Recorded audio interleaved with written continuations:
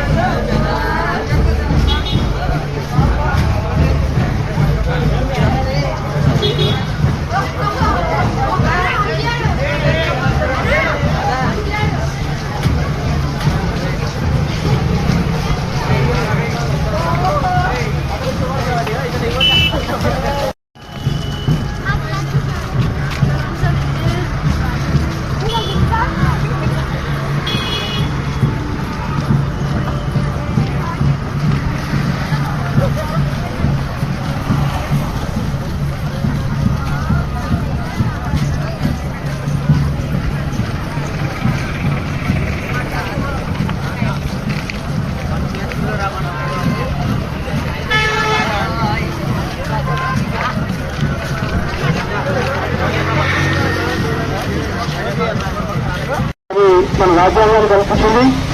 మరి సందర్భంగా రాబోయే భావి భారత ఓటర్లందరూ కూడా ఈ విద్యార్థులు విద్యార్థులతో ర్యాలీ చేయించి ప్రజల్లో అవగాహన కలిగించాలి.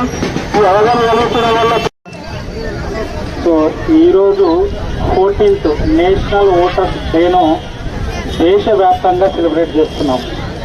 దీని యొక్క ప్రాధాన్యత కూడా మనందరికీ తెలియాలి.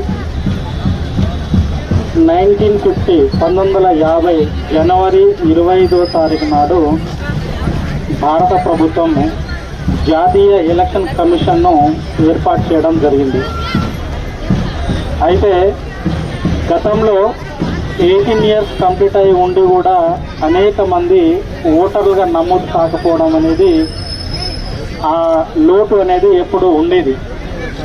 దాన్ని దృష్టిలో పెట్టుకొని 2011లో ఎలక్షన్ కమిషన్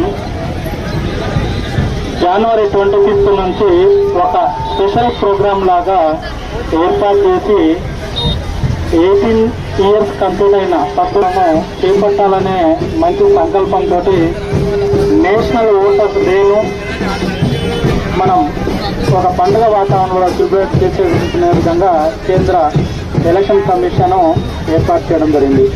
ఇందులో భాగంగా ప్రజాస్వామ్య దేశంలో ఓటు యొక్క ప్రాధాన్యత, అదేవిధంగా ఓటరు నమోదు కార్యక్రమము మరియు ఓటింగ్ పర్సెంటేజ్ కూడా పెంచడం అనేది కూడా చాలా ముఖ్యమైన కార్యక్రమం. కాబట్టి ఈ 14వ జాతీయ ఓటర్ల దినోత్సవం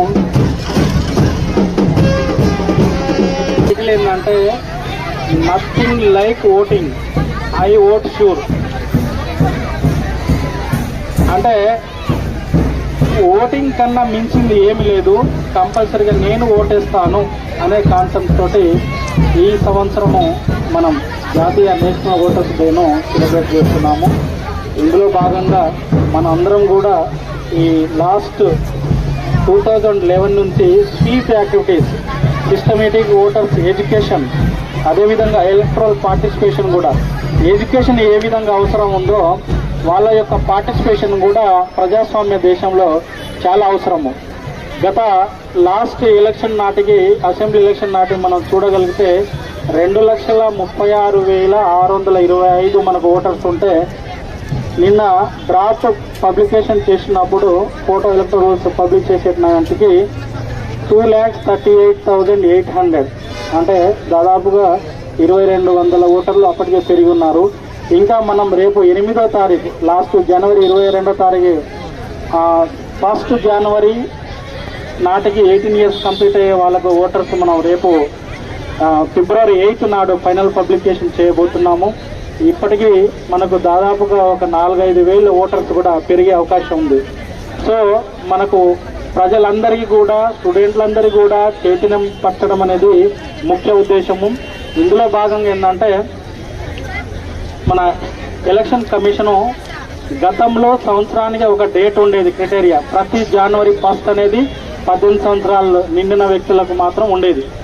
కానీ ఇది ఇంకా అడ్వాన్స్గా పెట్టుకోవడానికి ప్రతి జనవరి 1, మార్చి 1, ఏప్రిల్ 1, అదేవిధంగా జూలై 1, అక్టోబర్ 1, అంటే సంవత్సరానికి 4 స్పెల్లో కూడా 18 years ఎవరు కంప్లీట్ కాబోతున్నారో వాళ్ళు ముందుగా అడ్వాన్స్గా ఫామ్ 6 ద్వారా అప్లికేషన్ పెట్టుకోవడానికి వీలు కల్పించడం మన ఎలక్షన్ కమిషన్ ఆఫ్ ఇండియా ఇవ్వడం జరిగింది. కాబట్టి మన అందరము మన ఓటు హక్కు ఉందా లేదా అనేది ఒక్కసారి చెక్ చేసుకుంటూ, మన ఇంటి పరిసరాల్లో ఉన్న మన పిల్లలు కావచ్చు, పక్కన ఫ్యామిలీస్ కావచ్చు, మన రిలేటివ్స్ కావచ్చు, బంధువులు అందరూ కూడా వివిధ ఇన్స్టిట్యూషన్లో కావచ్చు, మనం పనిచేసే చోట కూడా కావచ్చు, అందరు కూడా ఓటు హక్కు ఉందా లేదా అని వాళ్ళకు కొంచెం అవేర్నెస్ క్రియేట్ చేసుకుంటూ కంపల్సరీగా వాళ్ళు ఓటర్ నమోదుగా చేసుకునే విధంగా, అదేవిధంగా ఓటు ఎప్పుడు ఎలక్షన్ వచ్చినా కూడా 100% వాళ్ళు ఓటు వినియోగించుకునే విధంగా మనం అందరినీ కూడా ఎంకరేజ్ చేసుకుంటూ ఈ జాతీయ ఓటర్స్ డేను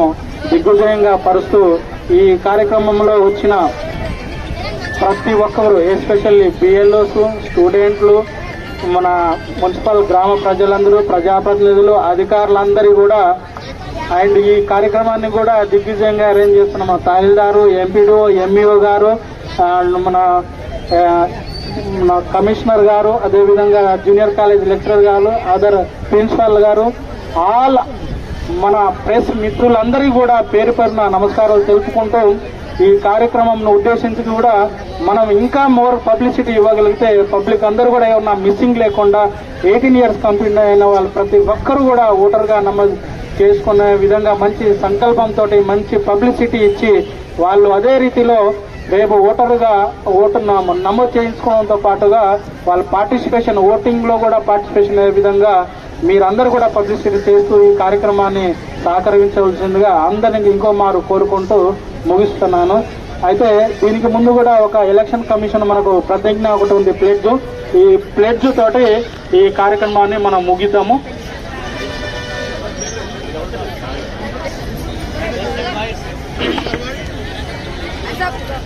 భారతదేశ